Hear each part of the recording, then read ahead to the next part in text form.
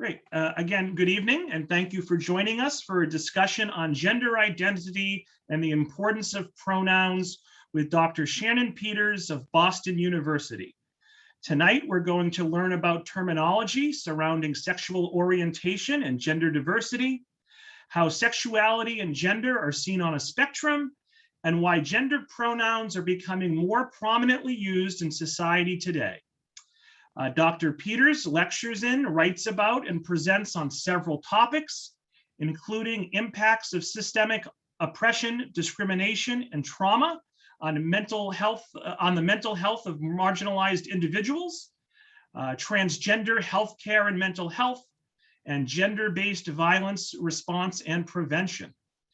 Dr. Peters has been published in the Journal of Social Issues, the Journal of Social and Personality, the Psychology Compass, and the General Hospital Psychiatry. You can tell I don't know my journals. I'm sorry, Shannon. Dr. Peters has presented at the American Psychological Association Annual Convention, the Annual Association of Women in Psychology Conference, and the National Multicultural Summit.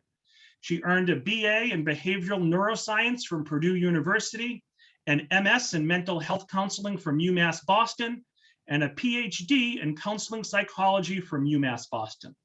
So let's all please give a big virtual round of applause to Dr. Peters for joining us tonight. And Dr. Peters, you can take it away. Thanks so much.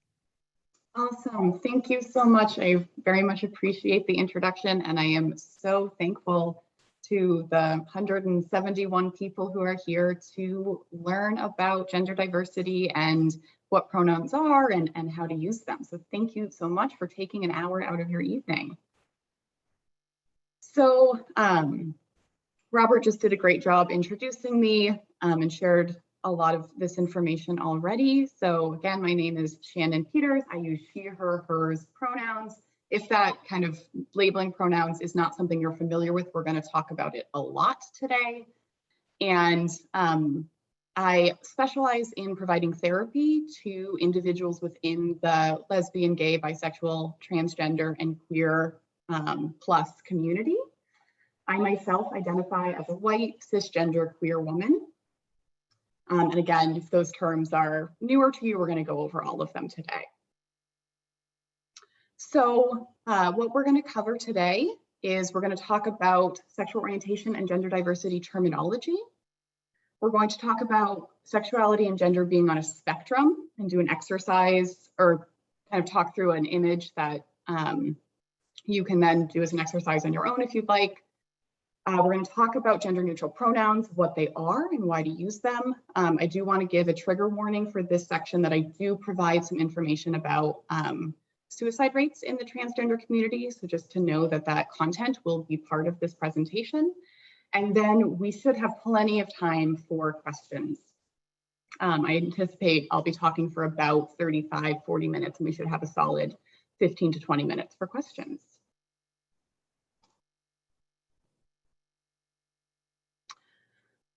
So we also wanted to just talk through some agreements for creating a safe learning space. So this is in webinar formats, but there's the option to, be chatting or be asking questions. And so we want to come into this virtual space with respect for others, openness to new ideas or opinions. I might be presenting information that is new to you or an opinion that is different from one you've heard before. Also assuming good intention with questions. So recognizing that what we say and how we say it can have an impact on others. And also, this is a place for learning. So we want you to be asking those questions you have and know that those are coming with good intentions so that you can get some answers. And also practice imagining what it's like for someone else. So part of this presentation, if you are not part of the trans community, is kind of thinking through what the experiences are for someone within the transgender community. Okay. So I also like to start this presentation with one of my favorite quotes. If you have come here to help me, you are wasting your time. But if you have come because your liberation is bound up with mine, then let us work together. So thinking about how the intention here, if you're not part of the trans community, is not to go in and save the trans community. It's not to kind of use our kind of what we think is best for the trans community, but recognizing that we all have varying levels of oppression and of privilege, and how can we relate to how, by supporting the transgender community, we are supporting liberation and freeing oppression more generally.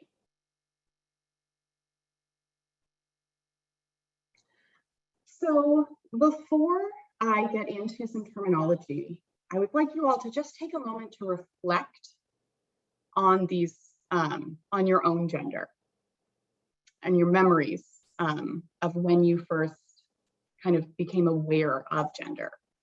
And just take a moment to think about, what do you recall in these earliest memories of gender?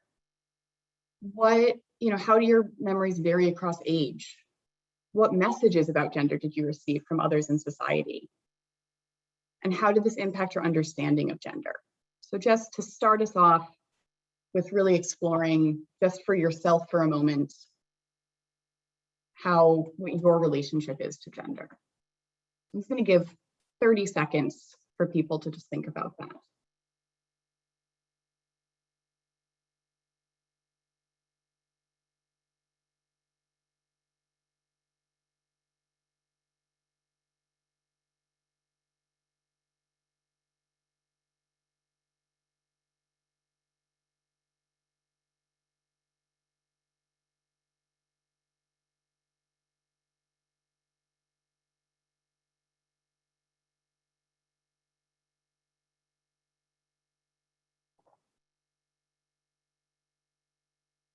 Okay, I hope that, just puts you in a receptive space of just as we're going to be talking about gender for the next 45 minutes.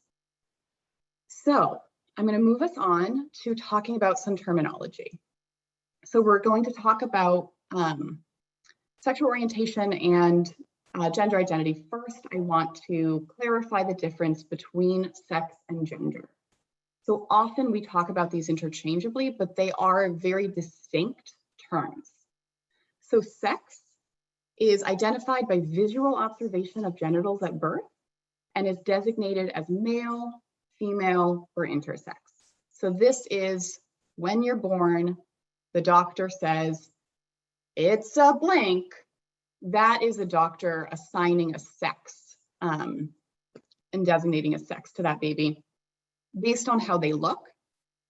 Gender is identified internally by self-knowledge and understanding, and it falls somewhere on a spectrum, including masculinity, femininity,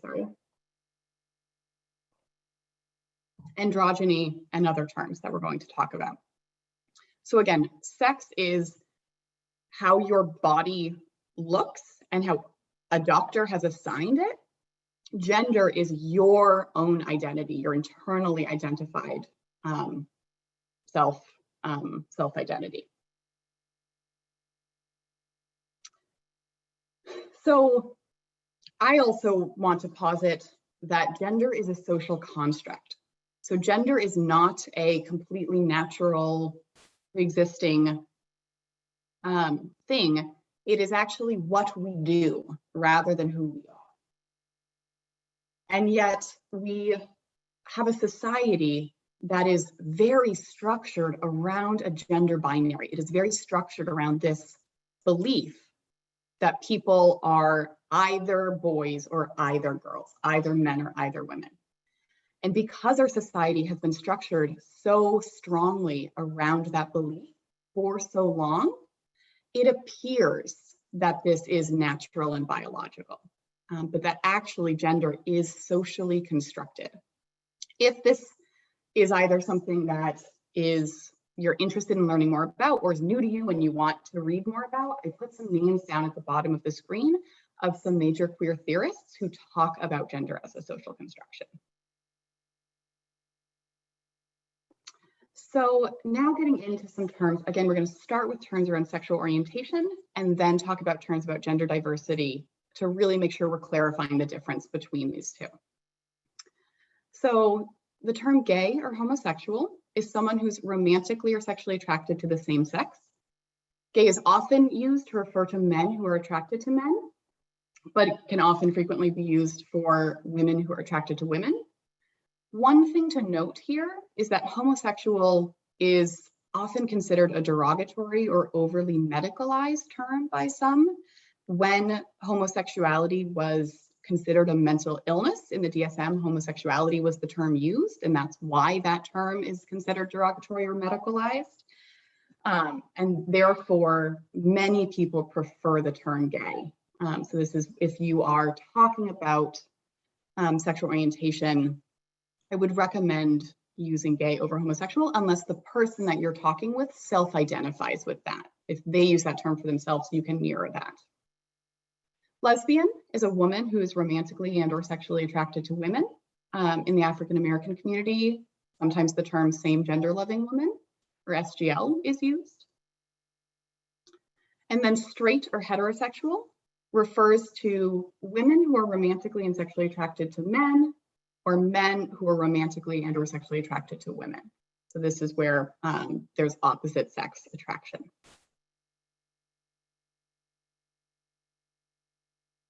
More terms around sexual orientation. Queer is a historically derogatory term for gay individuals. And this word has been reclaimed by many in the lesbian, gay, bisexual, and transgender community and allies.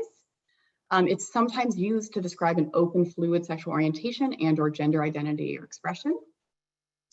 So again, mirroring language that someone is using. So I personally really value the word queer and identify as a queer woman. That I feel that that word's been reclaimed and is empowering and descriptive of a fluid sexual orientation. For some individuals, that term may feel derogatory and they would much prefer any of these other terms you're seeing. So make sure that you're checking in with a person about what their preference is for how they identify. A big one around queer as well is that using queer as an adjective, not as a noun. So not to put an A in front of queer. If you say a queer, that is a derogatory term. But saying queer woman, using it as an adjective, that's how it's now been reclaimed. Bisexual is a person who is romantically and or sexually attracted to multiple genders, sometimes though not necessarily at the same time. There is some confusion that bisexual means this is individuals who are only attracted to individuals in the binary man or woman. And there are many people who identify as bisexual and feel attracted to multiple genders. There is what's called biphobia, which is where bisexuals are often mislabeled as confused, not gay enough, and experiencing stigma due to their bisexual identity. Pansexual is a person who's attracted to people across a range of genders. Pansexual may be used by individuals who identify as transgender or genderqueer, or who are attracted to people who are transgender or genderqueer. And then asexual, or ACE, you might hear it as ACE for short, is a person who does not experience sexual attraction either ever or for a period of time. So some asexual people experience romantic attraction, some don't, but that's what asexual is, or ACE.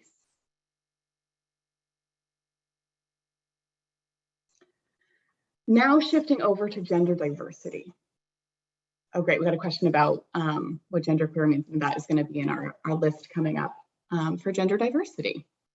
So again, gender diversity is about how you identify in terms of gender rather than who you're attracted to. So some basic terms to start with. One is assigned sex at birth. So this is the sex classification that a child is given at birth, usually based on external anatomy. So again, this is when a baby's born and a doctor says it's a blank.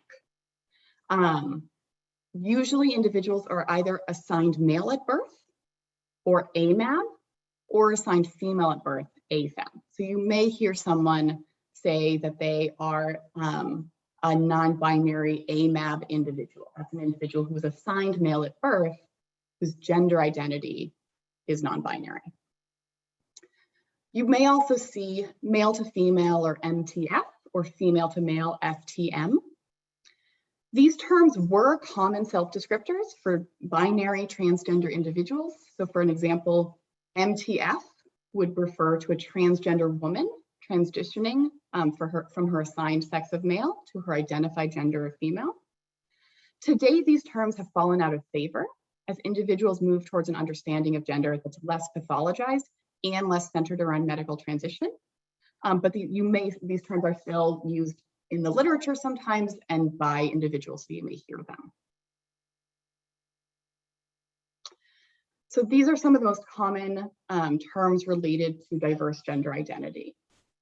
So transgender is an umbrella term referring to people whose gender identity and or gender expression does not fit their sex assigned at birth.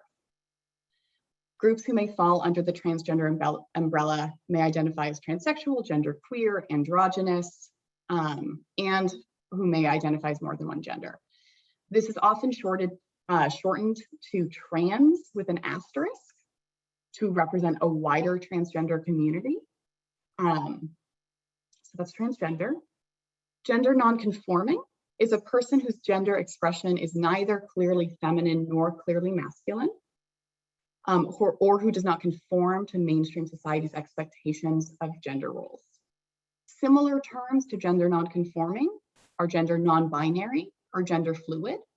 So you may hear someone identify as non-binary, gender fluid, or gender nonconforming, and all of those identities would again refer to someone who is whose gender expression and identity is not clearly masculine or feminine and isn't subscribing to society's gender roles.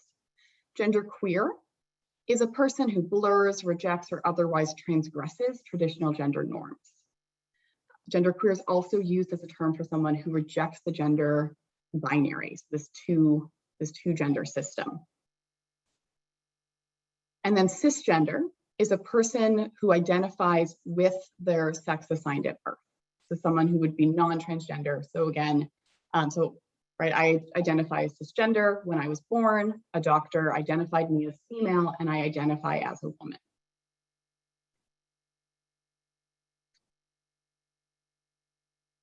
A few more terms that you may hear in relation to trans individuals that I think can be helpful to kind of have these in your lexicon. So one is being read. And so this is, so someone might say, I really want to be read as my gender identity, or that person's incorrectly read as this gender, even though their identity is something else.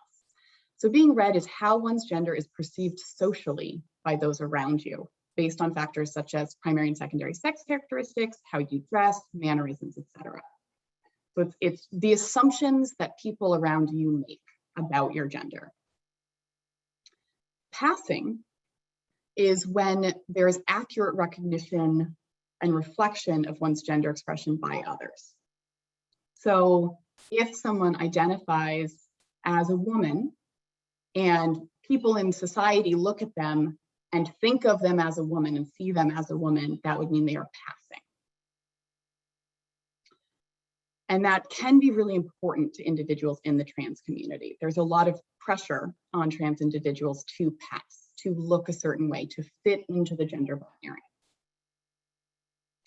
Self is a choice not to disclose one's medical history, including what sex they were assigned at birth, and gender affirmation treatments.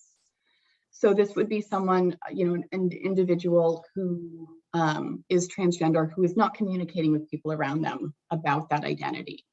So an example of this, I work in a college setting, and there may be individuals who transitioned to their gender identity during high school, and then when they start college, they may not tell people around them that they're transgender and may live fully in their gender identity.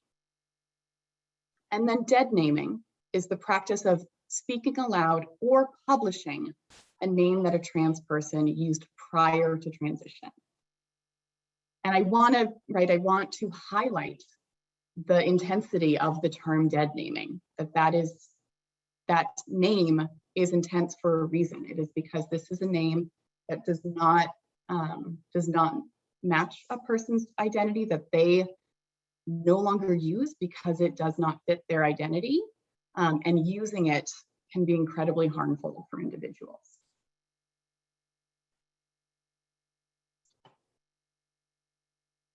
So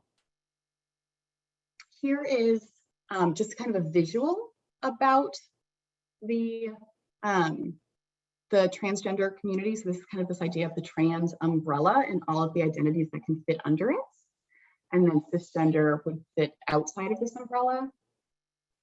There are many people who identify as non-binary or genderqueer who don't identify as being underneath the trans umbrella. And then there are individuals who are non-binary, genderqueer who do. So there is a little bit of complexity there, but I think this image can help you see how diverse the trans community is.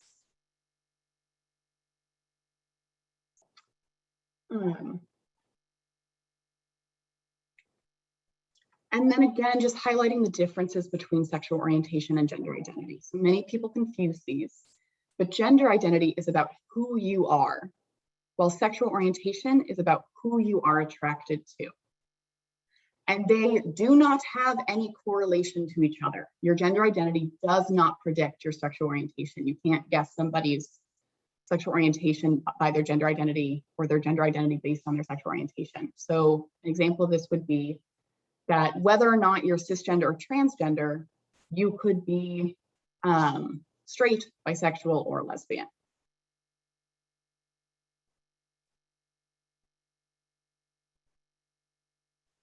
So next, I want us to kind of continue thinking about gender on a spectrum and think about the different components of gender. So this image is the gender unicorn. And it helps break down the different components of gender and separate those out from sexual orientation. So some of these on the gender unicorn refer to gender, some of them refer to sexual orientation. So it's also important to know that our sex, gender, and sexuality are different, but interrelated, culturally dependent, and contextually dependent, right? How we express our gender is very culturally dependent. So to go through this, you have here gender identity, which you can see the unicorn is what they're thinking. So again, that is the internalized, self-identified gender that someone identifies as. Gender expression is these blue dots surrounding the unicorn, is how someone outwardly presents, how they express themselves. So your gender identity and your gender expression may not match. This could be for lots of different reasons. It could be someone who is identifies as a gender that's different from sex assigned at birth, and they have not undergone any sort of transition. Either they don't plan to, or they have not done that yet. So they haven't made any changes to how they express themselves. It could be that someone may express their gender differently in different settings. So perhaps when they are at home, they have, they dress in a way that's more consistent with their gender identity, but when they go to work, they dress in a way that is more consistent with their sex assigned at birth. You then have sex assigned at birth, that again tends to be designated as female, male, or other intersex. About 1 in 2,000 individuals are intersex. It's much more common than we often talk about. But again, distinguishing that sex assigned at birth is different from how you identify your gender and how you express your gender. And then also separating out regarding sexual orientation, who you are physically attracted to and who you are emotionally attracted to, and that those can be different. You can be physically attracted to genders that you may not be emotionally attracted to, or vice versa. I think especially for asexual individuals who may experience emotional attraction and not physical attraction, again, separating these out can be really helpful. What I also like about this is that the spectrums, you have these 3 separate spectrums here for, female, male, other, or masculine, feminine, other. So it's not that you have to move away from one to be closer to another. You could both express yourself as highly feminine and highly masculine at the same time. You could be highly attracted to men and women at the same time, those types of things. So here is, to give you an example of if you were to kind of draw out your own gender unicorn, what this might look like. So for me, my gender identity, as I said, I'm a cisgender woman. So I identify very strongly as female, not very strongly as male or other. My gender expression tends to be pretty feminine, but I can be a bit more masculine. I'm a bit more on the masculine curve today, or a bit more other. My sex assigned at birth was female. And then you can see my physical attraction, emotional attraction are a little bit different. So what I encourage you to do is, again, you can just Google gender unicorn and you'll get this image. And after this training, I encourage you to explore your own identities by completing the gender unicorn. So you can mark on those spectrums where you identify in each of the categories. And you can reflect on, what did you observe about yourself? Kind of psychologically, how do you know these things about yourself? Kind of what parts of yourself did you need to access to answer these questions? And how does this exercise maybe help you understand gender? So this can be something you do after this training that I think can be just really great to, again, think through how you know your own gender, how you know your own sexual orientation. Okay, so I'm going to move on to talking about pronouns.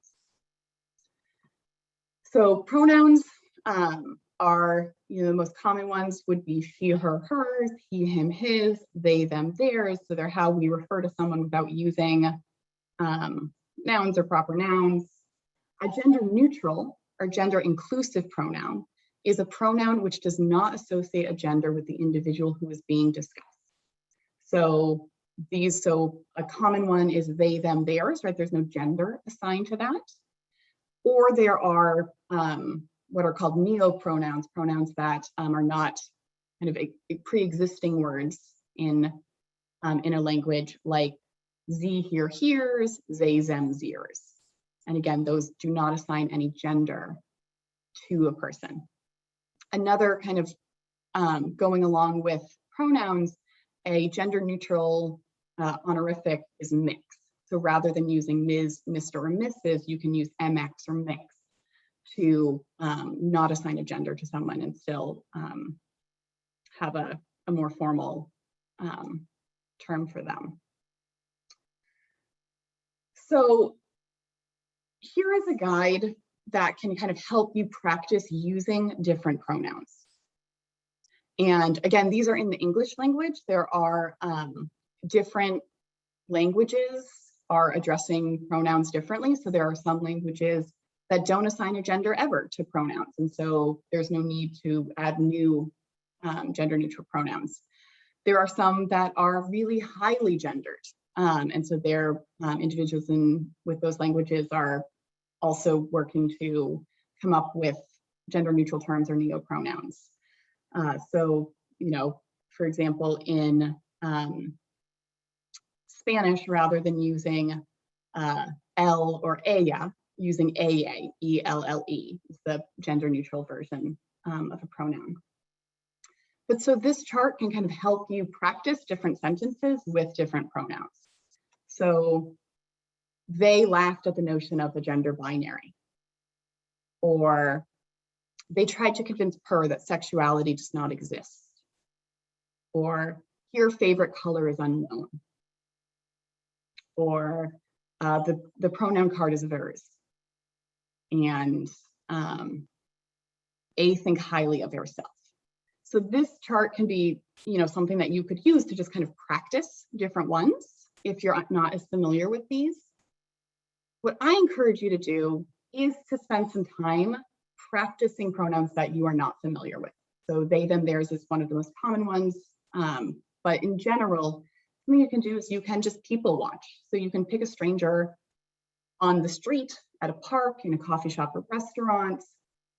And first, check in with yourself about what assumptions are you making about their gender, and reminding yourself that they're totally assumptions. This is a stranger. And remember, gender identity and gender expression don't have to match. So you don't know the person's gender, but what assumptions are you making? And then just in your thoughts, practice talking about them using they, them pronouns or other ones, just to kind of get into practice of doing this.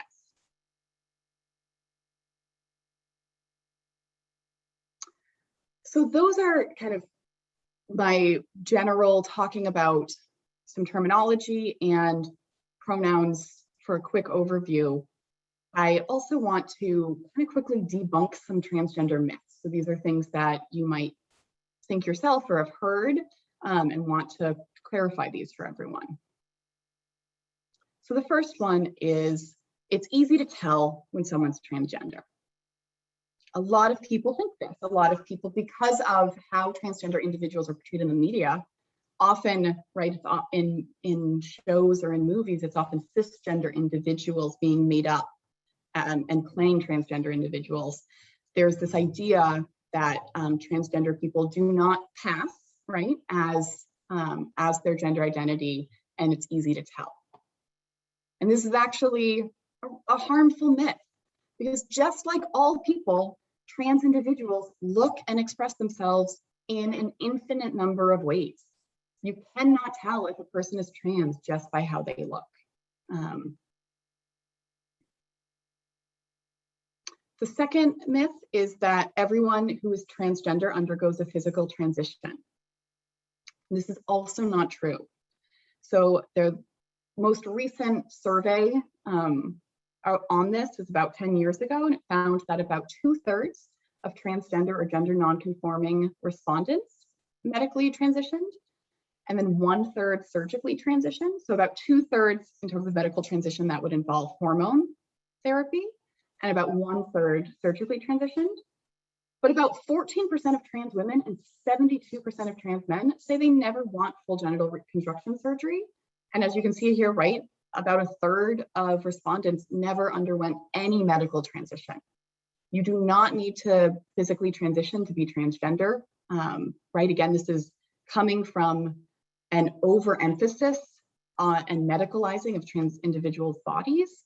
And it is this, this overemphasis on trans people needing to pass, right? Needing to fit into our gender binary. Another myth is that being transgender is relatively new. And this is also not true, that there is well-documented cases of trans individuals in many indigenous, Western, and Eastern cultures since antiquity. You know, one kind of parallel that people make to this is if you look at a chart of people who identify as being left-handed, when being left-handed was really stigmatized and people who were left-handed were really forced to learn how to be right-handed, there was way fewer left-handed people.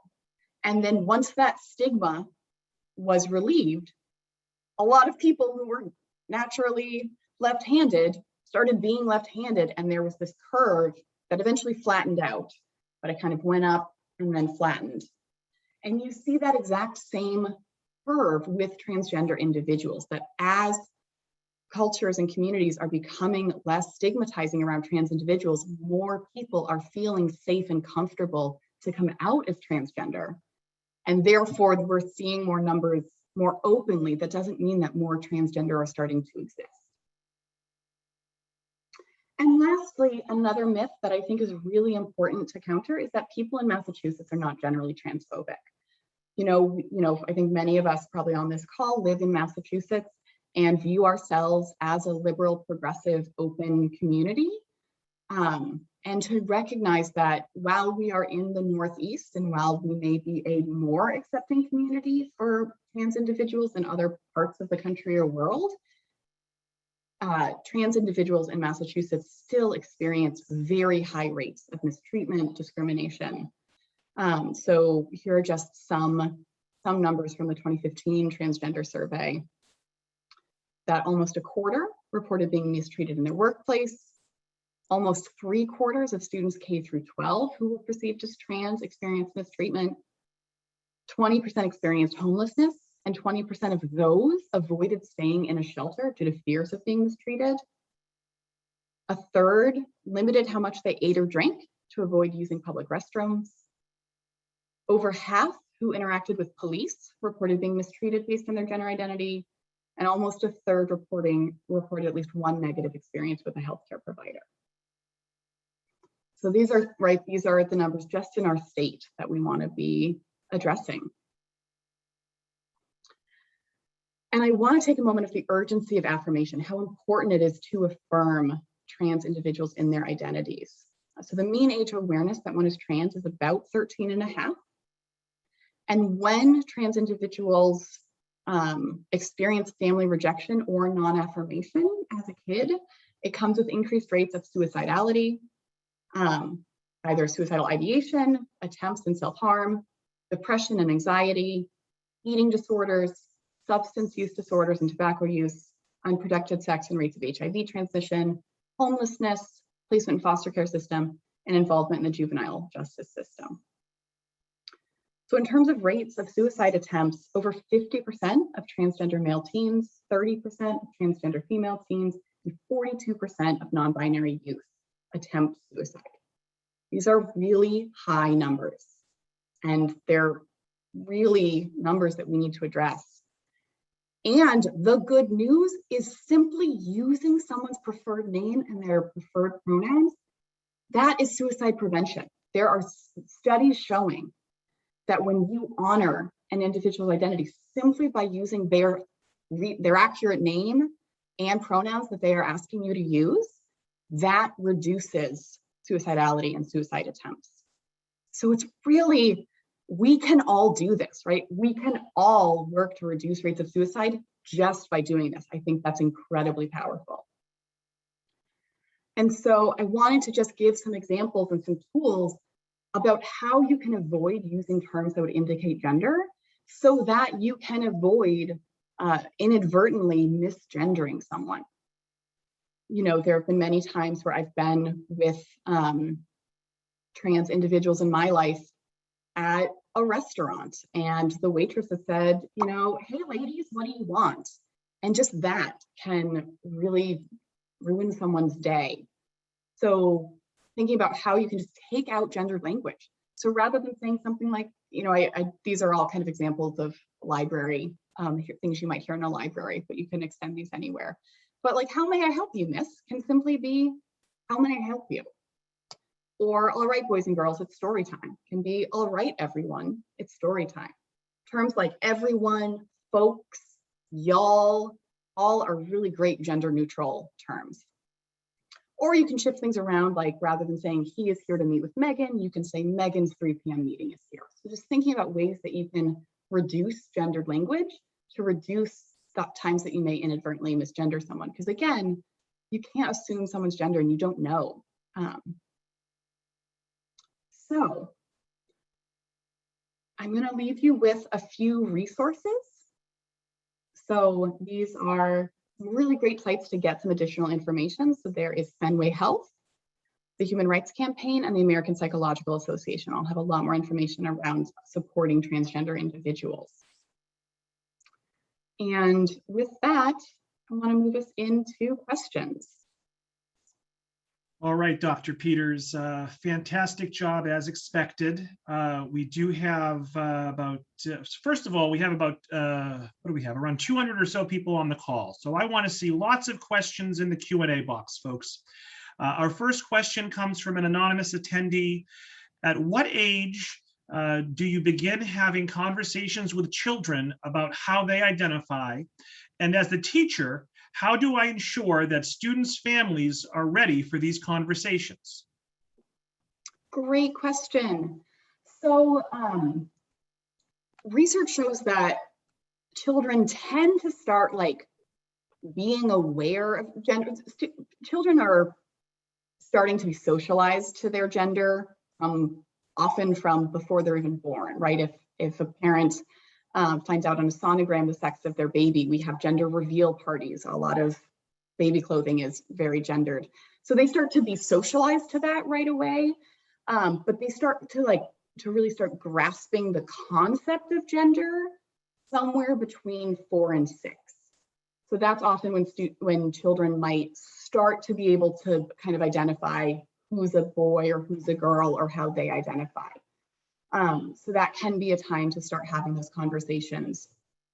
People are starting to actually raise children gender neutral. So they're using maybe they, them pronouns, not sharing outwardly the sex of their children, and are allowing children to identify their own gender when they start to fully understand that, and when they can share that.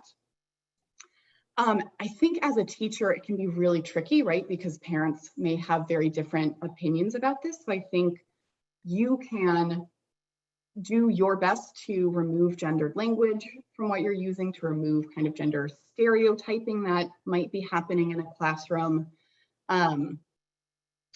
Yeah, I think that would be my place to start as a teacher with younger kids. Yeah. Great. Thanks, Dr. Peters. Next question from another anonymous attendee. My child prefers they, them pronouns. How can I best support them? Awesome. Use them. That is the way you can best support them. I'm so glad you're here. And really by honoring that identity and those pronouns, that is, again, it's huge. So another thing is when we misstep, because right, using they, them might be really new for you. So the kind of best way to approach a misstep is, as soon as you recognize it, self-correct it, kind of briefly note it, apologize, self-correct, and move on. So, right, if you say to your child, I don't know their sex assigned at birth, but if you say, oh yeah, he's going into 8th grade. Sorry, they're going into 8th grade. I think they're really excited about it, right? So you correct it yourself, you note it, but you don't make a huge deal about it, right? Something that can often happen is people can talk about the effect that their kid's gender identity has on them, right? That it can be really hard to practice these new pronouns to kind of change your view of your child. And while all of that is valid and you absolutely deserve spaces to talk about that, those aren't to your child, right? Your child doesn't need to take on the burden or the guilt of this being hard for you. So the message to them is, yep, I'm doing this. It is not a burden to change this. I'm working on it and I'm going to keep doing it. And then those feelings of, any confusion or hardships can go to spouse, friends, therapists, other spaces. That would be my recommendation. I think also, yeah, asking about them, seeing if there are any resources they want to get involved with. Does their school have support? Those types of things. So Maria has a great question. I find it quite awkward to state the pronouns when in an introduction situation. Is it rude not to do it when others are? Yeah. So my recommendation is to give your pronouns. People, there are different thoughts about this. The kind of majority of individuals in the trans community communicate that having other people share their pronouns is really beneficial because it normalizes naming pronouns and it signifies to them that this could be a safer space. And so I think the kind of question I would have you reflect on is kind of what feels awkward about it. Because if it's that, you're not used to it, part of it may just be the practice.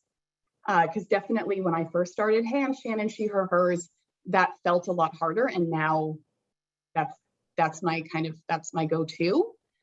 And also thinking about how trans individuals who do use non-binary or gender neutral pronouns, they have that awkwardness every single time, right? If they're being the ones to name these pronouns, if they're being the ones to name it first.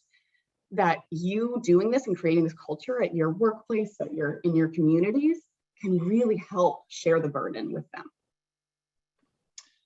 Great. An anonymous attendee asks, why so many different pronouns? Why not have one gender neutral one? Great question. And there's many different reasons for this. Part of it is that, right, in English, didn't have necessarily a really great, clear option for gender neutral pronouns. So they, them is the most widely used, but there was a lot of blowback about that being a plural pronoun and not a singular. For everyone's knowledge, Webster Dictionary has formally recognized they, them as a singular pronoun. So it is fully grammatically correct to use they as a singular pronoun, but that just happened within the last few years. So there was a lot of like, okay, some people had an issue with they, so let's make up a new one. But you had lots of different communities in different areas making up different ones. And so really it was that our language didn't have the capacity for this. And so people were trying to problem solve this all at once. And then language has power, right? Language, we use this to communicate meaning and community and identity. And it's really meaningful and important. And so once these terms were created, people may identify more strongly with one or the other. So it really is, I know it can be challenging. And there are individuals where they, them is not their pronoun. It is easier, and practicing that and honoring that for them is really important. And I think by answering that question, you answered another question that was asked. So I'm going to skip that one. Joanna asks, can you make any suggestions for a non-binary word in place of aunt and uncle? Oh, great question. I have not heard one for aunt and uncle. So the non-binary term for a niece or a nephew is nibbling, which I love. I have 2 nibblings and they're fantastic. But I have not heard a good term for aunt or uncle. I've heard people try to like mesh them together and go with uncle. Some people might kind of go back to a culture or a different language that matches their culture and use a word that is less gendered. So, but this is where multiple words get made, because there are tons of people with siblings who have children who are related to that child and don't have a gender neutral term. And so many people are coming up with different ones right now, and I don't yet know which one we'll land on. We kind of, nibbling was what we landed on for niece or nephew, but the society has not landed on one yet for aunt or uncle. Excellent. Another anonymous attendee asks, I am a teacher. Sometimes parents aren't supportive of their child's gender identity, and therefore it isn't accurate in our school computer system. I usually do a, quote, get to know you survey. Is it appropriate to ask for preferred pronouns in that form? Yes. So going back to the research on affirming individuals' identities, while it is great for it to be an individual's parents who are affirming their identity, just having one adult in a teenager or youth's life who affirms their identity significantly drops suicidality, mental health concerns. So you can be that one adult in people's lives, even if their parents are not honoring that. And so definitely a survey is a great way to do that. Some questions, depending on kind of how nuanced you want to get with that, is you can say, what are your pronouns? What's your preferred name? You can also ask, like, do you want me to use these pronouns in front of other students or in front of your parents or not? Like, what name do you want me to use in front of other students or parents? Or so that way, if a student wants to come out to you, but does not want to come out necessarily to their class or isn't out to their parents, you can also have that clear in the survey. Another anonymous attendee asks, I volunteer with a group of young people. They all shared their pronouns, and I'm not sure how to use some of them. For example, when to use which pronoun. One person said she, her, and I'm going to mispronounce some of this. I apologize, Shannon. She, her, em, and they, them. Another person said he, ex, exum, it. Any comments or feedback for this anonymous attendee? Yeah, definitely. So again, those are all right, what I talked about in terms of neo-pronouns. So those are words that are not in our language, but that are being developed to signify gender neutrality. So there are a few things that you could do. So you could, go back to some of those I think are on the chart that I gave. And so you can see what they are for, what's the difference for they, them, theirs, and practice can be a way to do that. When someone lists I think you should she and a, that means that sometimes means that they can use those interchangeably. It sometimes means that they may be gender fluid and sometimes prefer one over the other. The really important thing is if someone uses a binary pronoun like she or he and something else, is to not just default to she or he, because that's not honoring the gender diversity that they're expressing. So I would recommend practicing the X or other ones.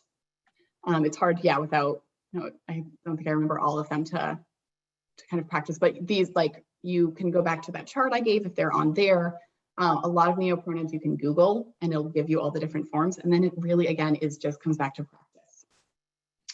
All right, and in the interest of time, we did have a lot of questions on those types of pronouns. I think we're going to leave those there for now. Lots more questions. Another anonymous attendee asks, I have sometimes seen a person list two pronouns. For instance, she hyphen they. Would that mean that either pronoun is affirming and okay to use? Yes, great question. So yes, so that person, as I just said, may use them, may feel they identify more as one or another if they're gender fluid, or may be okay using them interchangeably. Again, the big thing about that is to not just a default to the binary pronoun, but to really honor and use them interchangeably, or to ask the person if they have a preference of when to use one or the other. And for all I know, this is the same anonymous attendee, but I suspect it's not. Another anonymous attendee asks, could you talk more about non-binary and gender fluid people? Do they feel differently day to day? Great question. So it depends on the individual. So the non-binary community is really diverse. And so some individuals may feel very stable in a non-binary identity, and simply that identity does not fit within our socialized male or female. Or individuals may be more fluid on that, and some days may feel more masculine or more feminine or more outside of the binary. And that can shift. It can shift day to day. It can shift during different life, kind of what's going on in your life. And that also, it can kind of shift how people are expressing themselves. So kind of how in sync they feel with their identity and their expression can also change. So that, again, totally depends on the person. An anonymous attendee asks, what is your advice to a teacher who will have an elementary student that is newly transgender? My student will switch to a boy name and dress differently. Do you advise speaking with the class to answer questions and set expectations, or just let things happen organically? Yeah. So that's really exciting that he's going to be in your class. I would probably recommend also communicating with the parents to talk with them and to talk with him about what they all want, because I think it could really depend, right? Have the parents already do all of his friends already know and this has already been addressed, or are there a lot of students that this will be new for?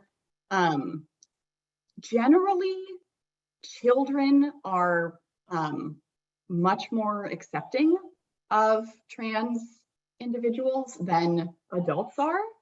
And so I think also a big part of it is you coming in with the confidence and the support for that student of, yeah, he's in our class. If someone else misgenders him, you know, like the same kind of politely correcting the student and moving on. It doesn't need to be a huge thing, but like, oh yeah, he blah, blah, blah.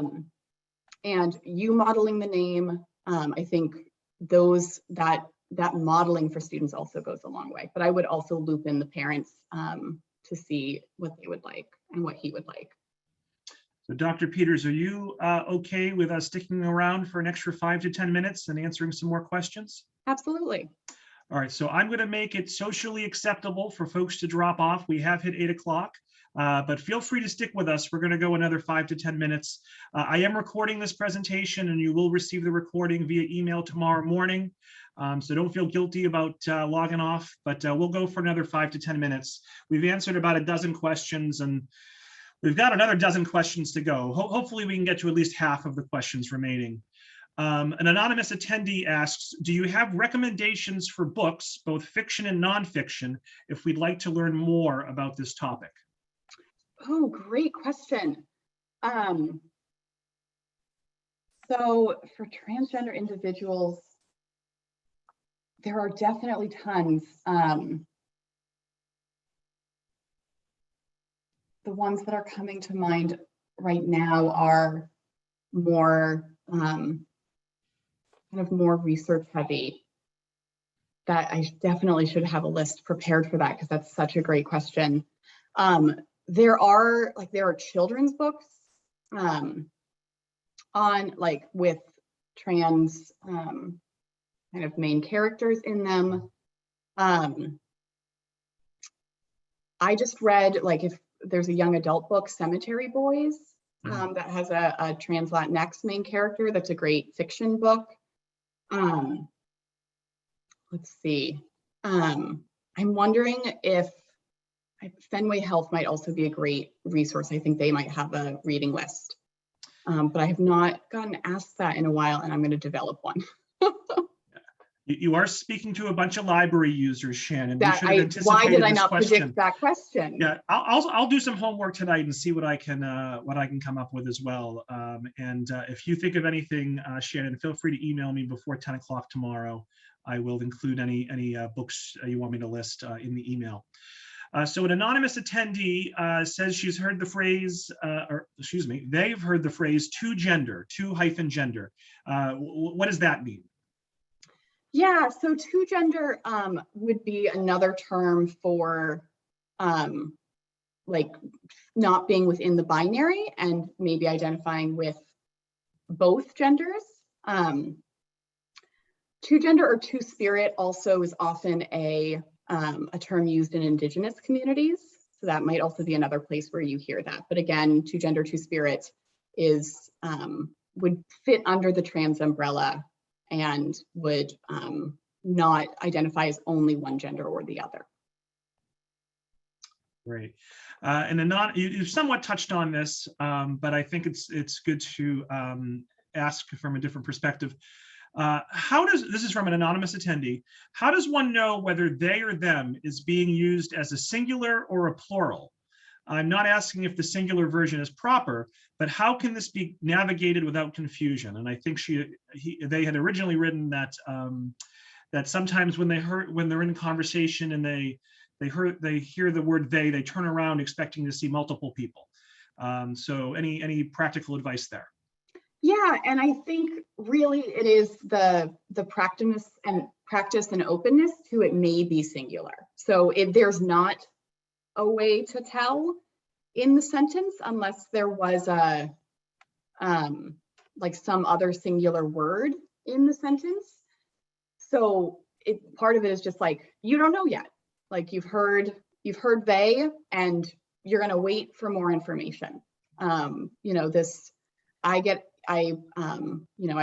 have a sibling who uses they, them pronouns, and I often say to people, oh, my sibling, blah, blah, blah, they, blah, blah, blah. And people say like, oh, how many siblings? And I say one, they use they, them, and it, helps clarify that. So I think really, yeah, there's no way to predict it, but to help kind of reframe that you're open to it, I think helps start reducing that confusion. And Shannon, can you remind me, what was the terminology for niece, nephew? Nibbling. Okay. So it's like your niece or nephew and your sibling's kid. So it's nibbling 1B. All right, so I think that addresses Lori's question as well, just in the interest of time there. Let me see here. Pilar says, what is a nice way to let waiters or others know that you don't want to be referred to as ladies or ma'am without sounding like you're trying to be difficult? I sometimes feel awkward trying to defend myself since I don't identify as a woman, but I know I sound and look like one to others. Yeah, that's a great question. I think it's really up to you in terms of how you want to do that. I think one is really like honoring for yourself that correcting someone when they're misgendering you isn't rude. You have every right to do that. And so if when they say ladies or guys or whatever it is saying, you know, actually, that's not my gender, could you use gender neutral language at our table? I think that would be totally appropriate. Another thing that you can do that I've been with trans loved ones that have done before is just writing a message on a napkin. You know, writing, you know, like, thanks so much for the great service. Our meal was great. You know, please know that not everyone is within the gender binary, and I recommend you use terms like folks or y'all or those types of things with your patrons. So that can be another way to do it. So you're getting the information across, but maybe not having to have that direct, what might feel like a confrontation. So Shannon, we did have some questions asked through the chat as well. So you may have missed some of those. Linda asks, if I'm designing a survey or database, is there a recommended standard for collecting gender information? Great question. So making sure that there's a field for a preferred name and a field for pronouns. Those are the two biggest ones. The other thing there is like where those preferred names and pronouns go in printouts. So this happens in medical settings a lot where they will ask for preferred name or pronouns, but your medical chart still only uses your legal name, really big, so that often medical providers miss the preferred name. So I think that's the thing about like when you have name and pronouns in your data, how do you then pull it and how does it make it stay really obvious that there are preferred names and pronouns? All right, we'll take a few more questions. Two-part question is, so bottom line, is the best default pronouns to use they, them, theirs? And then in terms of like actually using the phrase they, as a singular, would you say, quote, they is going to the store or they are going to the store? Great questions. I'm hesitant to give like a blanket what to use all of the time. I do think if you do not know the gender of someone, using they, I think, is probably the safest. I think then finding, if it is a specific person that you're then interacting with, finding ways to, you know, share your pronouns and ask theirs so that you can update that. But yes, I think they is the most commonly used gender neutral pronoun, and can be safest. A caveat to that is there are many transgender individuals who really want to say pass, and so maybe there's a transgender woman who really wants people to be using her correct pronouns of she, hers, and they, them could feel hurtful because that's not affirming her gender. So this is certainly not a perfect system, but I do think the kind of safest first layer is they. And then yet you would still use are, like they are something, just because that is how we all talk and sounds cleaner. So that is generally what the community does. And it was a lot harder to try to switch to they is. So that is how the community has moved forward with they. All right, and that answer also answered someone else's question. All right, so we have gone 10 minutes over. Dr. Peters, I'm going to put you on the spot, but we did have several requests in the chat and in the Q&A. Would you, since I'm sharing the recording, would you mind if I shared your PowerPoint presentation in the email tomorrow, or would you rather me not? It's up to you. Yeah, sure. And it is updated from the one you have, so I'll send you the most updated one. Okay, wonderful. Well, I'm seeing lots of positive comments in the Q&A and chat. One anonymous attendee says, this has been extremely helpful. I feel more confident now teaching and accommodating my transgender students. Thank you very much. Wonderful. So Dr. Peters, do you have any last words for us before we wrap up for the evening? I just want to thank you all so much for coming. Like this, again, by working on being more knowledgeable about gender and using preferred names and pronouns, you can have incredibly significant impacts on people's lives. And just the fact that you've all taken this time out of your evening is incredible. And I am so grateful to all of you. Thank you. And I again want to thank the libraries in Andover, Chelmsford, Groton, Lawrence, Lowell, Newton, North Andover, North Reading, Westford, Wilmington for partnering with Tewksbury for this event. I want to thank the upwards of 200 folks that we had on the call. And I want to thank Dr. Peters for a wonderful presentation and Q&A. So I encourage everyone to check their emails tomorrow morning. Please fill out that feedback survey. Feel free to share the recording with anyone in your life who you feel may benefit from viewing it. And I hope everyone enjoys the rest of their evening. Thank you very much, Dr. Peters. Thank you all. Thank you, Robert. Have a good night, everyone. Bye-bye.